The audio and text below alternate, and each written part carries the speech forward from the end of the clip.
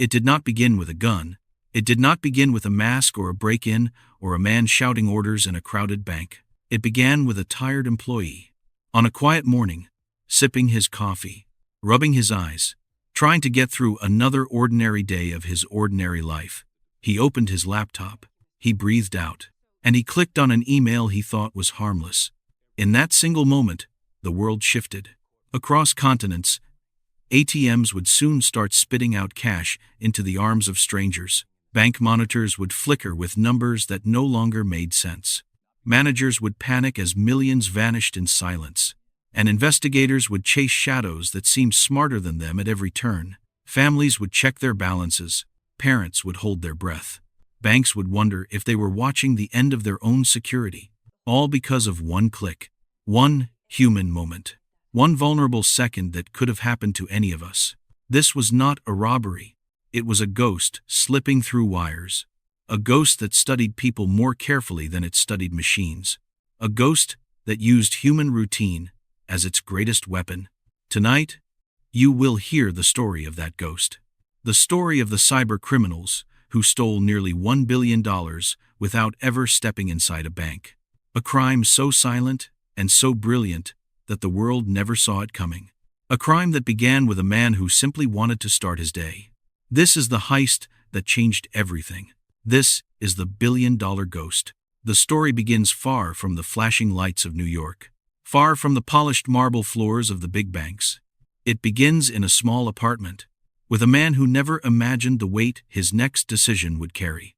His name was Daniel Ortiz, 42 years old, an IT technician at a large international bank.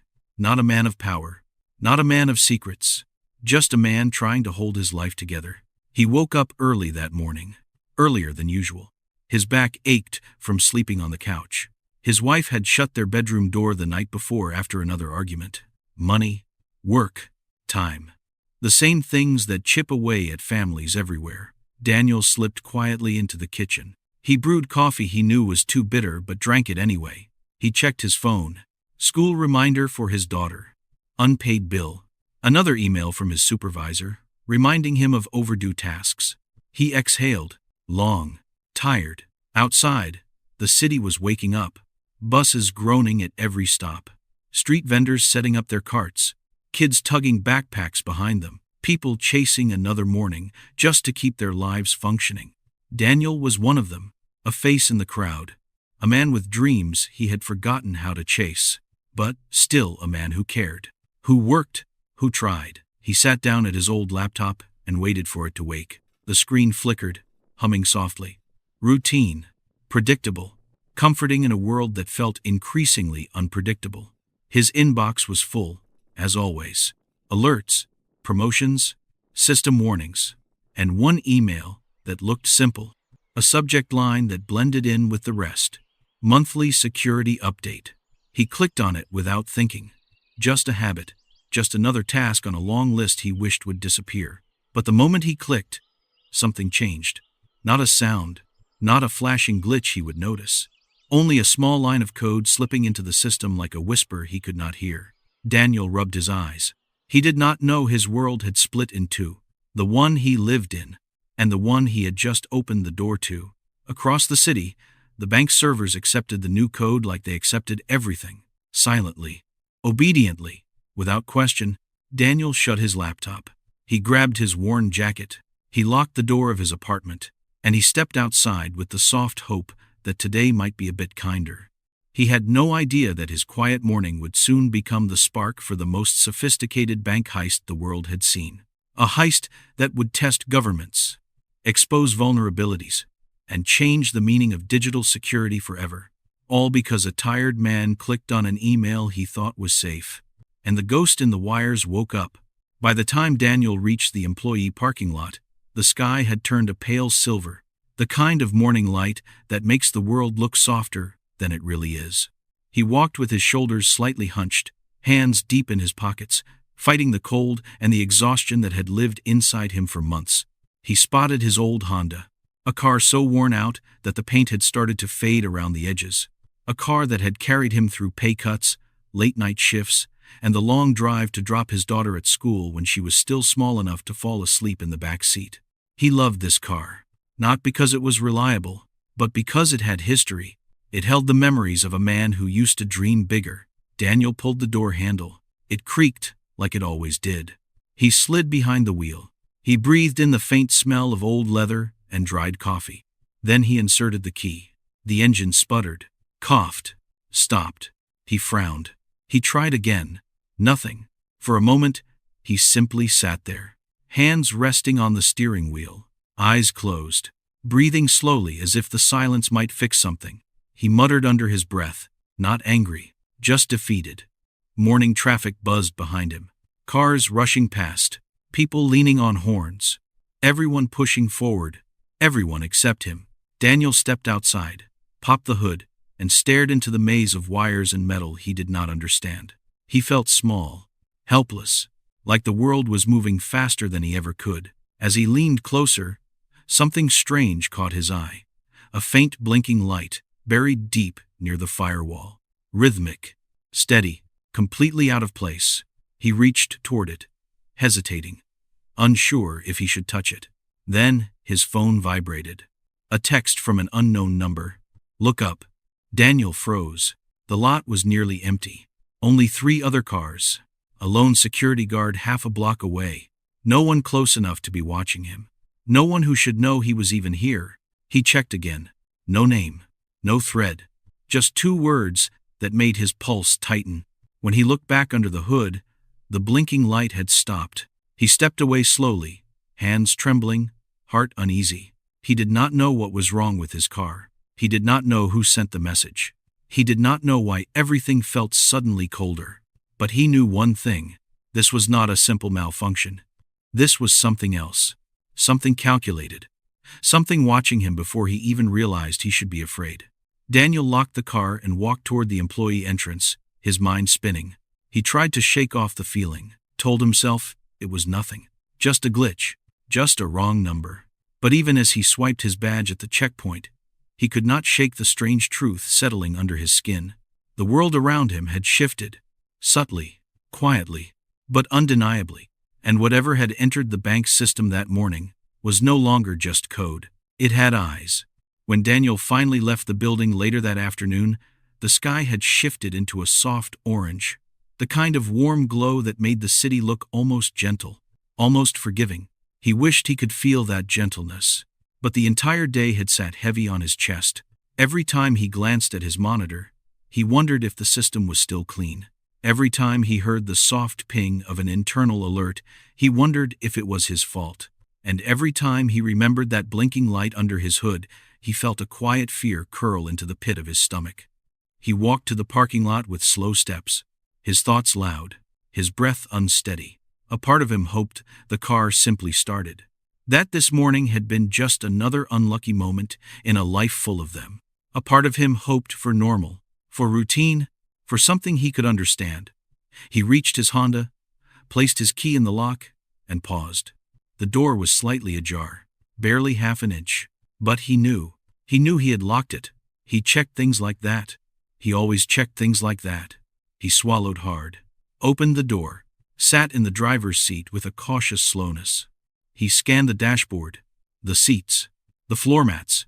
Everything looked the same, but everything felt different. He inserted the key, turned it gently. The engine roared to life with a smoothness it had not had in years. The vibration was steady, strong, almost too perfect. He frowned. Something about that perfect hum felt wrong. Wrong in a way he could not explain with words. He shifted into reverse, pressed the gas. The car did not move. He pressed harder. Nothing. The engine purred, but the wheels would not turn, as if the ground itself were holding the car in place. Frustration rose in him, mixed with fear. He opened the door to step out and check again. But a sudden metallic click echoed beneath the chassis. Sharp. Deliberate. Not random. Daniel froze. That sound was not mechanical. It was intentional. It felt like a message. He crouched, heart pounding in his ears, and looked beneath the frame. For a second he saw nothing, just shadows and dust. But then there it was, a small black device secured to the undercarriage. Sleek, cold, Professional. A tracker. Or worse. His breath caught. Not because he understood technology, but because he understood people. Someone had touched his car. Someone had watched him. Someone had wanted him to find this. He stepped back, legs shaking. His phone buzzed again. Do not run. He stood still as stone. The lot was quiet. A few cars scattered across the asphalt.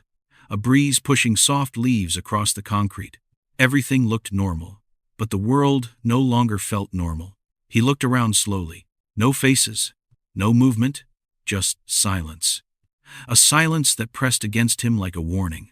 He climbed back into the driver's seat, hands trembling on the wheel.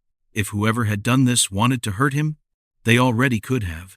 If they wanted him gone, he would already be gone. So why this? Why the car? Why the message? Why him? The engine continued its perfect idle, waiting, watching, as if the car itself had become part of something larger than him. Daniel closed his eyes for a brief moment. He was a man who spent years fixing small problems.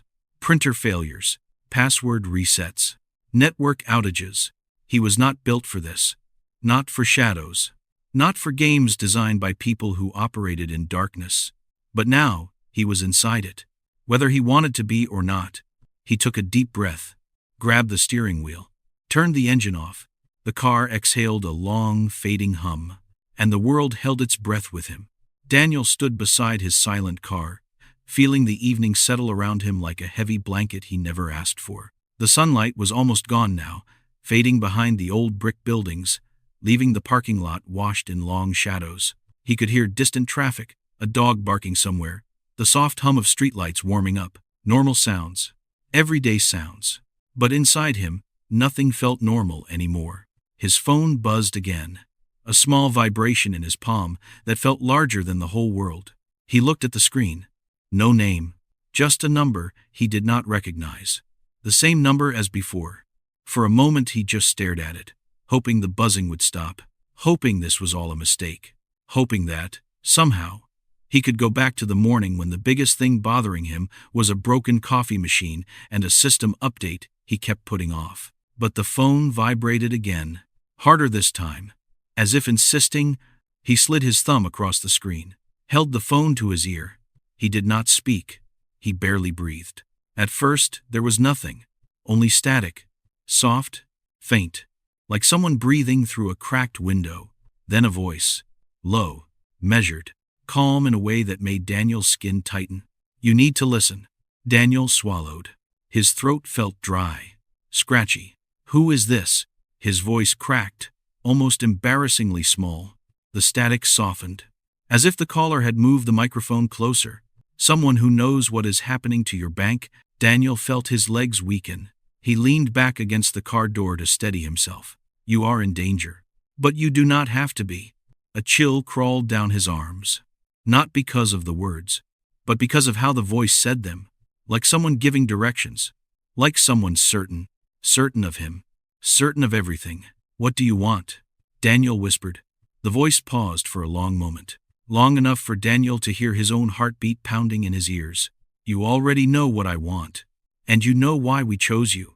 Daniel shook his head even though the caller could not see him. I do not.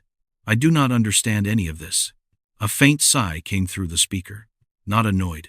Not angry. Almost disappointed. You opened the door, Daniel. We simply walked through it. Daniel closed his eyes. He saw the Word document. The email from Sergey. The tiny moment when he clicked without thinking. A harmless habit. A normal Tuesday. A moment that now echoed louder than he ever imagined. I need you to do something for me. The voice spoke gently, almost kindly. Leave your car, walk to the exit, and do not look back. Daniel looked at the building entrance, the fading daylight, the quiet street beyond. His pulse thundered in his neck. If I do that, what happens next? The voice answered without hesitation. Then we talk, and you get to keep your life exactly the way it is. A tremor ran through his fingers. It was a strange promise, a dark one, a tempting one. What if I do not? The line went silent, completely silent. The silence felt colder than the voice. Daniel expected a threat, a warning, something sharp. But instead, the voice returned with something that scared him more. Then the next step is no longer yours to choose. The call ended. No click. No goodbye. Just gone. Daniel lowered the phone slowly. He looked around again. The parking lot was empty, quiet, still, but he felt watched, not by one pair of eyes, but by many eyes hidden behind windows, cameras, screens, systems he never paid attention to. He slipped the phone into his pocket, took a shaky breath, then another, and then, with the weight of a man who suddenly understood his life no longer belonged fully to him, he took his first step toward the exit. He did not look back. The car behind him stayed silent, but something beneath it clicked again, a quiet, mechanical whisper, as if the night itself had just taken note of him. Daniel walked toward the exit with slow, measured steps. Each one felt heavier than the last. The world around him seemed quieter than it should be, as if someone had turned down the volume on the entire city. Cars passed on the distant avenue. A bus hissed to a stop, but all of it felt far away, muted by the storm rising inside him. He had always been the careful one, the dependable one, the guy who stayed late to finish reports no one would read and showed up early to fix problems no one thanked him for. A man who lived quietly, gently, almost invisibly.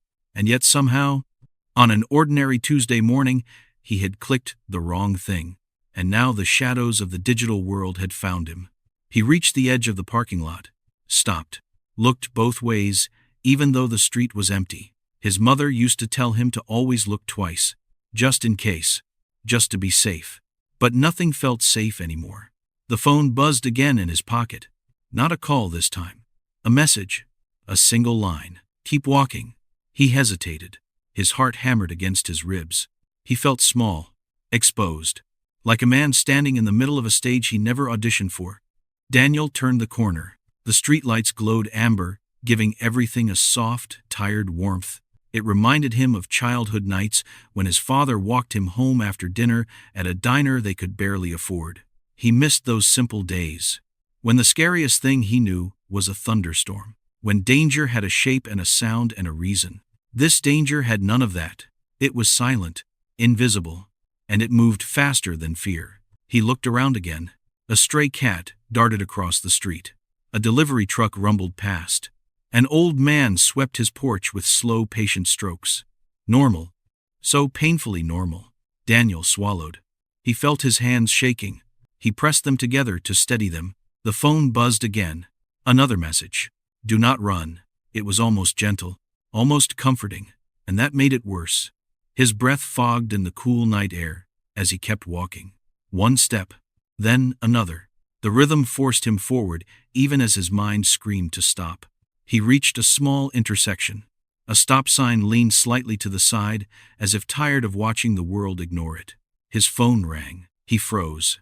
He did not want to answer. Every part of him begged not to. But he lifted it to his ear anyway because fear has a way of guiding our hands when our mind no longer can. The voice returned, calm, soft, strangely patient. Good. You followed instructions. Daniel closed his eyes. He felt like a child again, answering to someone who already knew every mistake he would ever make. What do you want from me? He asked quietly. The voice paused a moment, letting the silence seep into him. We want what you already gave us. Your access, your position, your trust inside the system. Daniel felt his chest tighten. I did not give you anything, he whispered. His voice cracked like thin ice. The caller responded with quiet firmness. You clicked one document.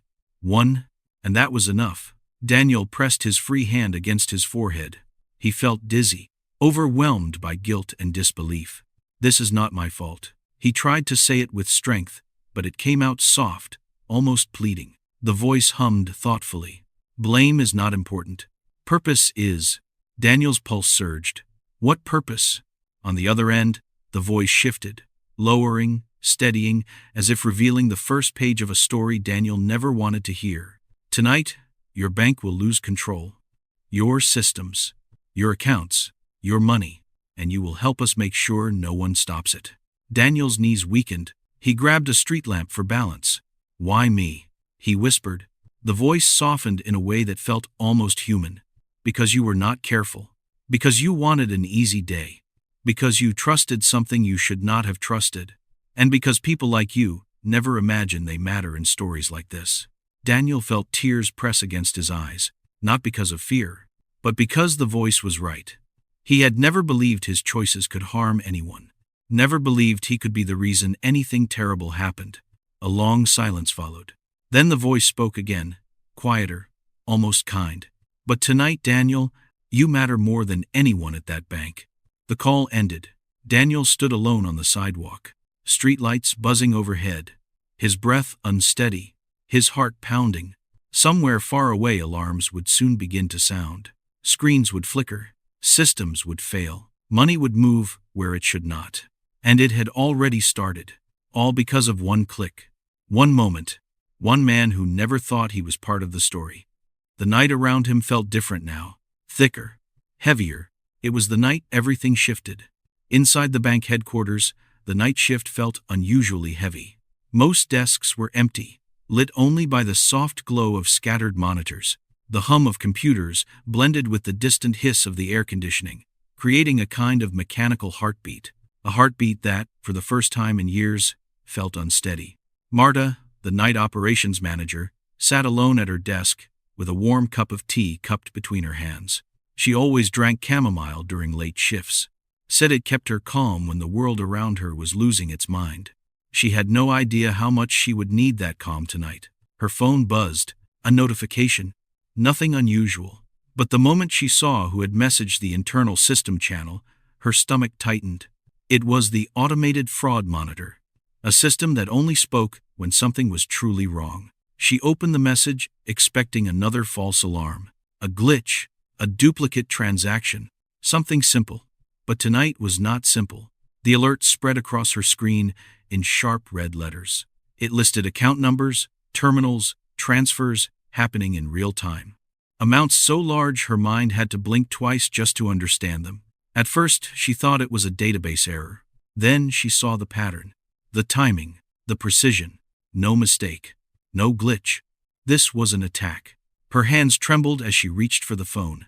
In another part of the building, the security chief, Raymond, was staring at the first of the alarms blinking across his console. He leaned forward, frowning at the numbers. He had worked in security for 20 years. He had seen panic sweeps, stolen cards, system failures, everything a bank could throw at him. But he had never seen this. Not this fast. Not this coordinated. Not this silent. He picked up his radio. We need every analyst on deck. Now. His voice stayed steady, but his pulse was racing. His daughter had drawn a picture for him that morning. A stick-figure family. A little house. A sun with too many rays. Dad, don't forget to smile today. He had smiled then, but tonight, he could not. As alarms multiplied, the building seemed to tighten around them. Screens lit up with warnings. Phones rang. Doors buzzed as staff rushed in from the hallway. One junior analyst, barely 23 and only 6 months into the job, stared at his monitor while his breath quickened. Money is disappearing, he whispered. Not transferred. Not withdrawn. Just disappearing. The words felt surreal, too large for him to speak. Marta hurried across the room and stood behind him. Her calm, tea-stained voice now carried a sharp edge. Show me. He pointed at his screen, his hands shaking. Multiple ATMs. Multiple regions. All triggered at once. Cash being dispensed with no card. No authorization. No delay. It felt impossible. Unreal. Like watching a storm gather without a single cloud in the sky. Raymond stepped in beside them. His face hardened. Shut down every terminal. Every transfer node. Every remote access point. We are under attack. But before they could issue the shutdown command, the screens flickered. Just once. A brief flash. Then a message appeared. White text on a black background. Clean. Minimal. Cold. Too late. The room fell silent. Marta felt her breath freeze. Raymond's jaw clenched tight enough to ache. The young analyst simply stared with wide, frightened eyes. Then another line appeared beneath it. We already have what we came for. Raymond slammed his fist against the desk. Not out of anger, but out of helplessness. A feeling he had not known since he was a young officer watching a case slip through his fingers. He whispered under his breath, "Who did this? Why?" The third message appeared slowly, almost thoughtfully. Because someone opened the door, Marta pressed a hand to her chest. She did not know who it meant or what it referred to, but deep inside, she felt the ground shift. Across the city, Daniel stood alone beneath a street lamp. The night calm, the world quiet. And yet, the words appeared in the bank at the exact moment his heart felt like it might break. Someone opened the door. Daniel did not know it yet, but the entire weight of what was happening was already circling back to him. Inside the operations room, Raymond steadied himself and forced calm into his voice. Lock down all access. Trace every path, every signal, every machine. We fight this. But the system responded before anyone could type a command. You cannot fight what you cannot see. The room fell into a heavy stillness. A stillness so complete it felt like the building itself was holding its breath. And then the main monitors flickered again, and every account balance began to change. One by one, in real time, Raymond whispered what everyone else was too afraid to say. We are losing control. Marta closed her eyes. For a brief moment, she thought of her children asleep at home, dreaming of tomorrow. A tomorrow she hoped would still be safe. She opened her eyes, looked at her team, looked at the chaos blooming across their screens. This was no longer about the bank. This was about people, families, lives depending on systems that were falling apart before their eyes. She took a deep breath. Okay, she said softly. Then, louder. Okay, we are not giving up. Not tonight. Her voice did not shake, not once. But outside, under a lonely street lamp, Daniel felt his entire world begin to crumble. Because somewhere behind those walls, someone was whispering his mistake to the people who trusted him the most. Far from the glowing screens of the bank control room, in a quiet apartment on the outskirts of Kyiv, a young security analyst named Lena stared at her computer as the city settled into its midnight silence. She had stayed late again. She always did. Not because anyone asked her to, but because she believed in the small things, small habits, small protections, small vigilance that, she hoped, kept the world just a little safer. Her father used to tell her, the strongest people are the ones no one notices, the ones who do the right thing when no one is looking. Tonight, no one was looking, and the right thing was about to find her. Her screen blinked with a new alert. Not from her bank, not from any client she monitored. This alert came from deep inside a threat detection system she had built herself.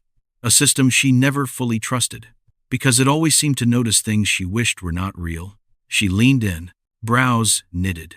A name, a signature, hidden in layers of obfuscation so dense it looked like digital mud.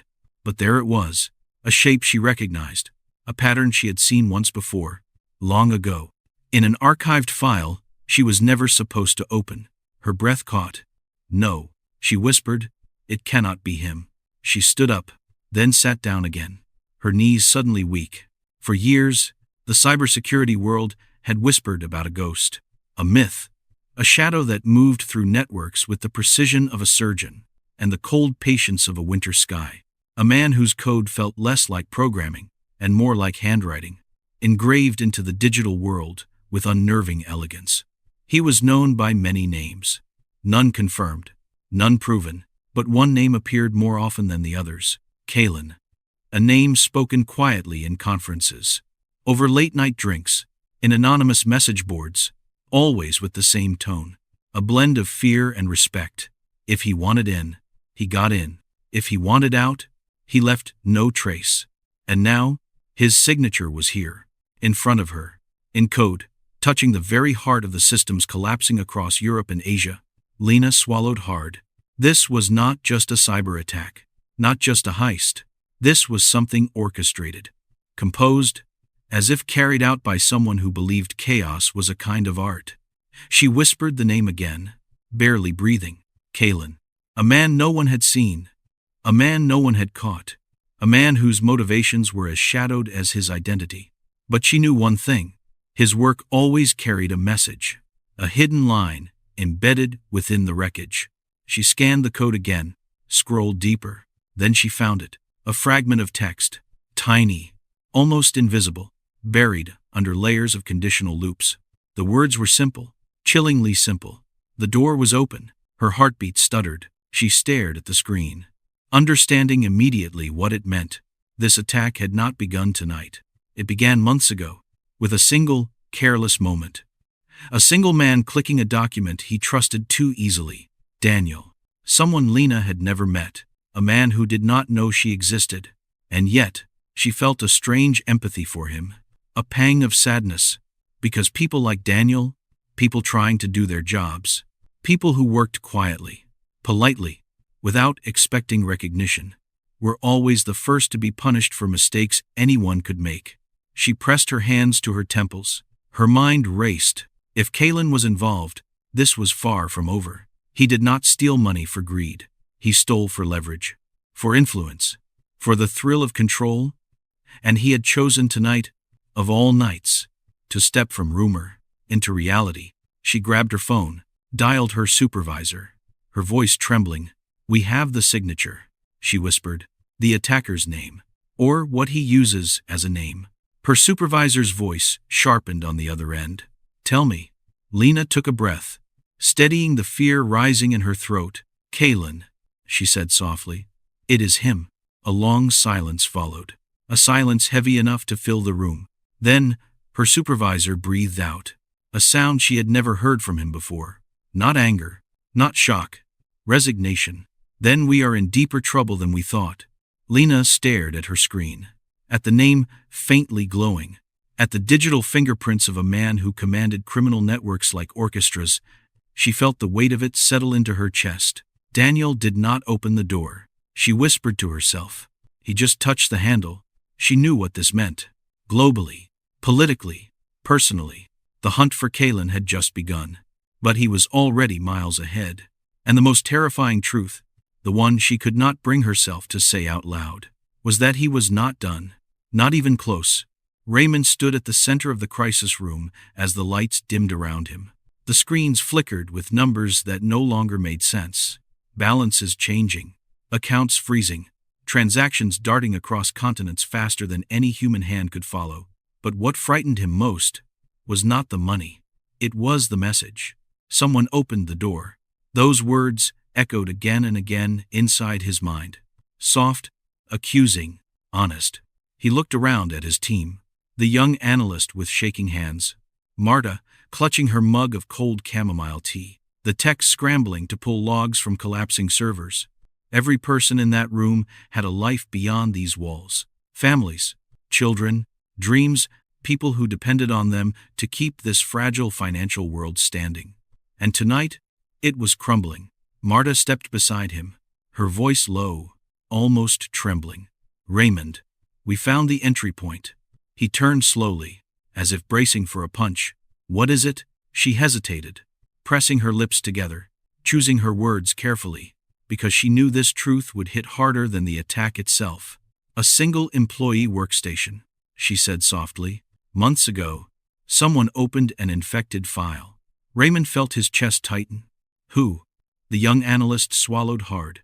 "We traced the login behavior, the access logs, the timestamps." He turned his monitor toward them. The name on the screen was simple, plain, unremarkable. Daniel. Raymond closed his eyes for a moment, letting the name reach all the corners of his mind. He knew Daniel. He knew him well enough to picture him instantly. Quiet, polite, helpful. The kind of person who said good morning in the hallway even when no one replied. A man who never raised his voice. A man who brought donuts on Fridays. A man who worked late even when he was already exhausted.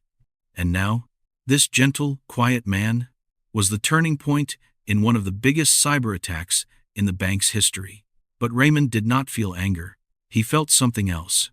Something heavy. Sadness. Because he knew the truth. The world was full of doors people walked through without thinking. Doors disguised as emails, documents, updates, conveniences. And behind some of those doors, monsters waited. He ran a hand over his face. "We need to find him," he said. Marta nodded. "I already called his supervisor. He left over an hour ago. He is not answering his phone." Raymond stared at the screen again. Daniel would be terrified. Confused. Alone. He would not understand the scale of it. How his one small mistake had been stretched, twisted, weaponized by hands far darker than his own. And because Raymond cared, because he remembered what it felt like to be overwhelmed by a world larger than you, he felt the urge to protect Daniel, even if the system could not. In Kyiv, Lena typed rapidly, her hair falling over her tired eyes, sending their discovery to international task forces. The signature is confirmed. She wrote, Kalin is behind this, and the door was opened by an unintentional user. She paused at that last line, her fingers hovering over the keyboard. She thought of Daniel, a stranger, a man she had never met, but whose life was now tangled with hers, in the quiet, unseen ways the digital world bound people together. She added one more sentence, something her supervisor would likely delete, something her training told her not to say, but her heart insisted on writing. Do not blame him, she typed. Anyone in his position would have clicked. Across the ocean, in the cooling night, Daniel walked in slow, unsteady steps, every message from the unknown voice replaying in his mind. He felt like a child lost in a mall, alone beneath the bright lights, certain everyone understood the world better than he did. He whispered to himself, barely audible, I did not mean to. I did not know. A feeling he had not felt since he was 9 years old filled his chest. Shame. A simple human truth.